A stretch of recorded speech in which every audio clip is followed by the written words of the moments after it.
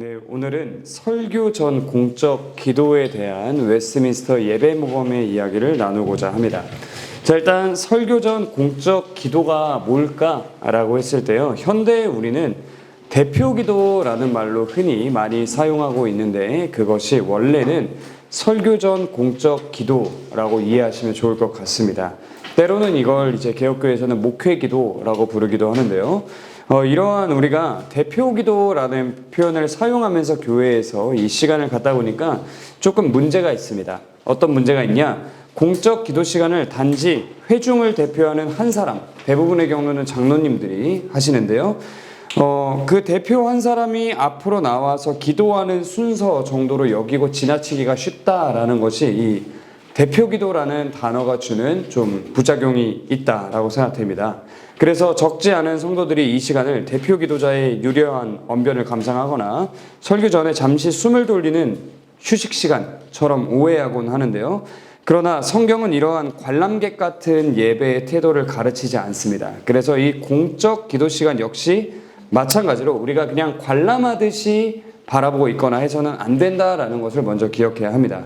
설교 전 공적 기도 시간은 단지 목회자가 회중 앞에서 드리는 기도를 듣는 시간이 아니라 그리스도의 피를 힘입어 온 회중이 한 마음으로 은혜의 보좌 앞에 담대히 나아가는 공동체적 예배 행위다라는 것을 우리가 알고 일단 오늘 내용을 살펴보면 좋을 것 같습니다.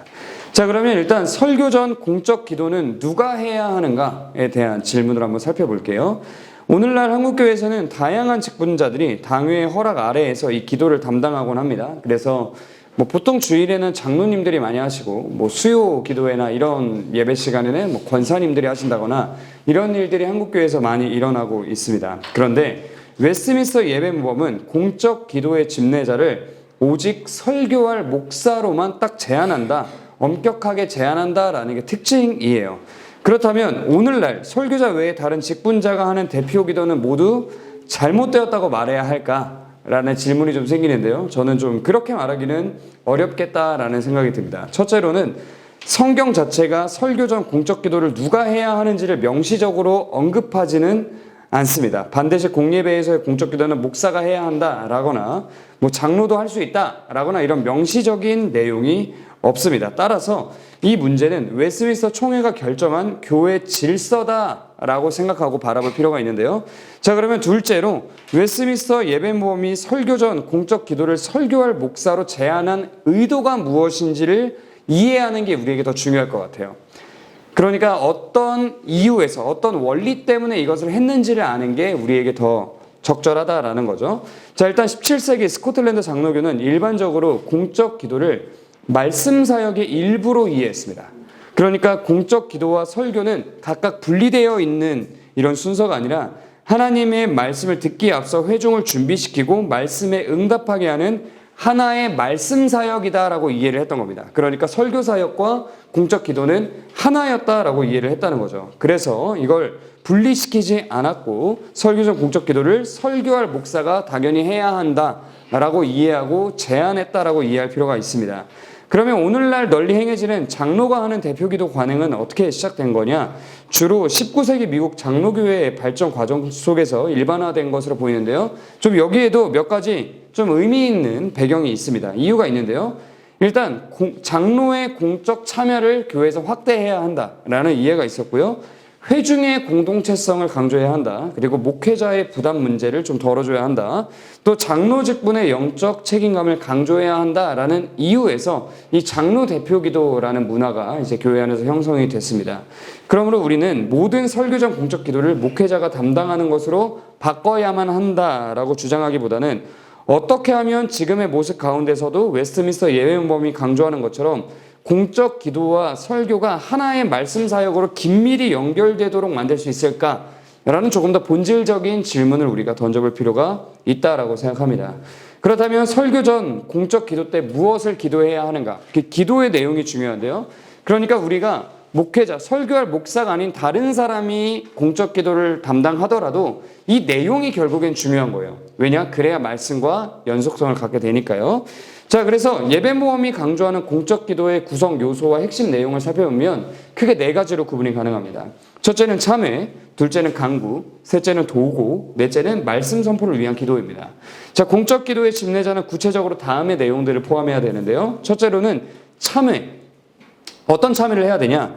원죄와 자범죄에 대한 고백을 해야 하고요. 개인과 교회와 국가의 죄에 대한 애통함을 기도해야 하고, 하나님의 진노를 받아 마땅함에 대한 우리의 죄악됨을 인정해야 하고요. 죄사함과 화목의 은혜를 간구해야 합니다. 대표 기도자가 반드시 이 내용들을 기도해야 한다라고 이야기하는 겁니다.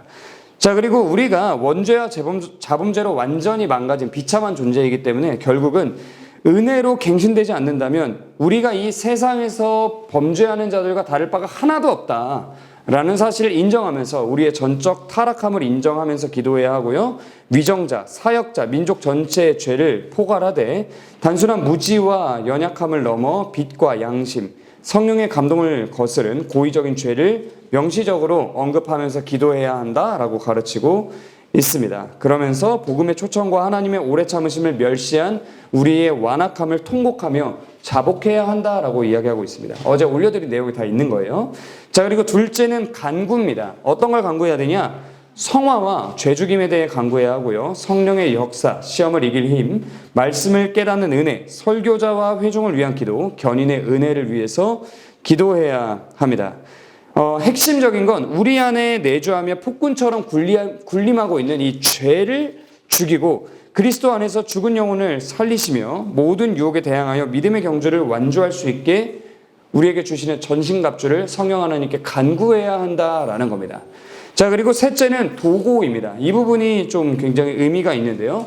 자, 무엇을 위해 도고 기도를 해야 되냐? 네, 여기서 이제 중보라는 용어를 사용하지 않고 도고라는 용어를 사용한 건 이게 더 성경적이기 때문이고, 유일한 중보자는 예수 그리스도시기 때문에 우리가 하는 기도는 중보 기도가 아니라 도고 기도여야 하기 때문에 여기서 도고라는 표현을 사용하고 있습니다. 자, 일단 무엇을 위해 도고해야 하느냐? 교회와 국가, 왕과 통치자, 목사와 교사, 고난받는 교회, 유대인의 회심과 열방의 복음화, 환난 중에 있는 성도들, 좋은 날씨와 국가적 평안, 이런 것들을 놓고 도고 기도를 해야 된다라고 이야기하고 있습니다. 그러니까 이 공적 기도에 들어있는 핵심적인 지평은 구속사적 지평이에요. 하나님 나라의 구속사적 관점 아래에서 복음이 만국에 전파되고 유대인이 회심하고 이방인이 충만해지며 적그리스도가 멸망하고 또 주님의 재림을 간구해야 한다라는 것이 이 안에 모두 담겨 있습니다. 그리고 여기에 보면 이제 터키인에 대한 표현이 나오거든요. 근데 이 터키인에 대한 표현이 이 당시에 있었던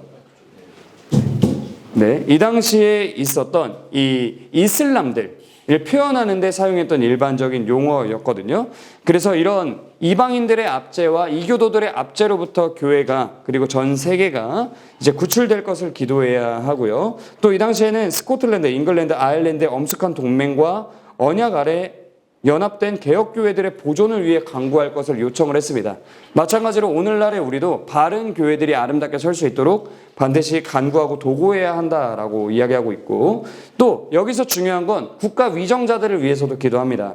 네, 국왕의 인격과 통치, 의회와 직무를 위해서도 기도해야 하고, 또 교회와 국가의 미래를 위해 대학과 학교가 학문과 경건 안에서 번창하기를 기도해야 한다라고 가르치고 있습니다. 그러니까 이 세상에 있는 전 영역에 관심을 갖고 기도해야 한다는 거죠. 자, 그리고 마지막으로는 넷째로 말씀 선포를 위한 기도를 해야 합니다. 설교자의 준비, 성령의 조명, 말씀 수용 능력, 회중의 좋은 땅됨, 방해 요소 제거. 자, 이것들을 위해 기도해야 되는데요. 우리가 하나님의 말씀을 듣고자 하면 우리의 죄악된 본성은 진리 앞에 섰을 때 끊임없이 저항하고 방해 요소들을 끊임없이 받아들입니다. 이것들을 하나님께서 제거해 주시기를, 그리고 우리가 온전히 하나님의 말씀에 집중할 수 있기를 기도해야 한다라는 겁니다. 자, 그런데요, 웨스트민스터 예배음범의 작성자들은 마지막에 이렇게 말합니다.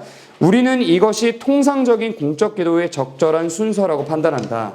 그러나 목사는 자신의 신중한 판단에 따라 이러한 간구들 가운데 일부를 설교 후로 미루거나 혹은 이후에 정해진 감사의 내용들 가운데 일부를 설교 전 기도 가운데 하나님께 올려드릴 수도 있다. 저는 이 부분이 상당히 중요하다고 생각합니다. 왜냐하면 웨스민스터 예배모범은 이전에도 말했듯이 고정된 기도서나 이런 의식을 중심으로 한 예전서가 아니라 하나의 모범, 예배의 핵심 원리와 방향을 제시하는 모범의 형태를 취하고 있기 때문에 우리가 예배 모범에서 말하는 설교 전 공적 기도에 대해서 배웠다고 해서 누군가가 앞에 나와서 공적 기도를 할 때 판단하거나 정죄하면 안 된다는 거예요. 이 안에는 유연성이 담겨 있습니다. 각자가 하나님 앞에서 형성된 양심에 따라 기도해야 하는데 우리가 그것을 막 정죄하면서 저 사람 지금 대표 기도하는데 저 안에 국가에 대한 기도가 없네, 대학에 대한 기도가 없네, 이런 식으로 우리가 정죄의 판단으로 삼아서는 안 된다. 하나의 모범이다라는 것을 이해하는 게 중요합니다. 자, 그럼 마지막으로 이 모든 내용을 숙지한 회중은 공적 기도 시간에 무엇을 해야 하는가? 이게 사실 제일 중요할 것 같은데요. 자, 앞에서도 말했지만 공적 기도는 목사 한 사람의 기도가 아닙니다. 목사의 독백이 아니라 회중이 성령 안에서 함께 참여하는 공동의 사역입니다. 그러므로 우리는 적극적으로 다음에 몇 가지를 생각해야 합니다. 첫째로는 이 기도 시간에 자기 점검과 자기 부인을 해야 합니다. 자, 그러니까 이 시간에 내가 영적으로 어떤 상태인지를 철저히 돌아보면서 자신이 정말로 하나님의 전적인 은혜 안에서 귀와 마음의 할례를 받았는지, 이 세상의 모든 것을 정말로 배설물로 여기며 자기를 부인하고 있는지, 오직 사랑하는 주님과의 더욱 온전한 연합을 갈망하고 있는지 자신을 돌아봐야 하고요. 그렇게 나의 심령이 좋은 땅인지를 반드시 돌아보며 자신이 거룩해지기를 애쓰는 자가 되어야 한다라는 걸 기억할 필요가 있습니다. 그리고 둘째로 열정적인 동의가 필요합니다. 자, 앞에서 대표로 한 사람이 기도할 때, 목회자가 됐든 장로가 됐든 기도할 때 우리가 온 회중이 아멘이라고 열정적으로 동의하며 그 기도에 참여해야 한다고 이야기합니다. 왜 그렇습니까? 이게 한 사람의 기도가 아니라 교회의 고백이기 때문입니다. 그래서 회중은 기도 시간에 다른 생각을 하거나 수동적으로 기다리는 자가 아니라 마음으로 기도자의 간구에 따라 하나님 앞으로 함께 나아가야 한다라는 것이 아주 중요한 핵심입니다. 그래서 우리가 입술로, 마음으로 아멘이라고 화답하며 열정적인 동의와 영적인 참여를 해야 한다라는 걸 기억해 주시면 좋겠습니다. 그리고 세 번째로는 그리스도께 복종해야 합니다. 자, 공적 기도의 궁극적 지향점은 온 회중이 그리스도께 복종케 되는 것에 있습니다. 그리스도께 복종케 되었을 때 우리는 이어지는 설교를 통해 전달되는 하나님의 뜻에 온전히 굴복할 것이고 거룩을 사모하게 될 것입니다. 그래서 우리는 기도자가 기도하는 내용이 예수님께서 말씀하신 것처럼 하늘의 뜻이 이 땅에서도 이루어지기를 바란다라는 마음을 가지고 그리스도께 복종하는 마음으로 그 기도 시간에 참여하고 실질적으로 삶의 자리에서 복종하는 자가 되어야 한다라는 것이 공적 기도에서 우리가 가져야 할 마음가짐입니다.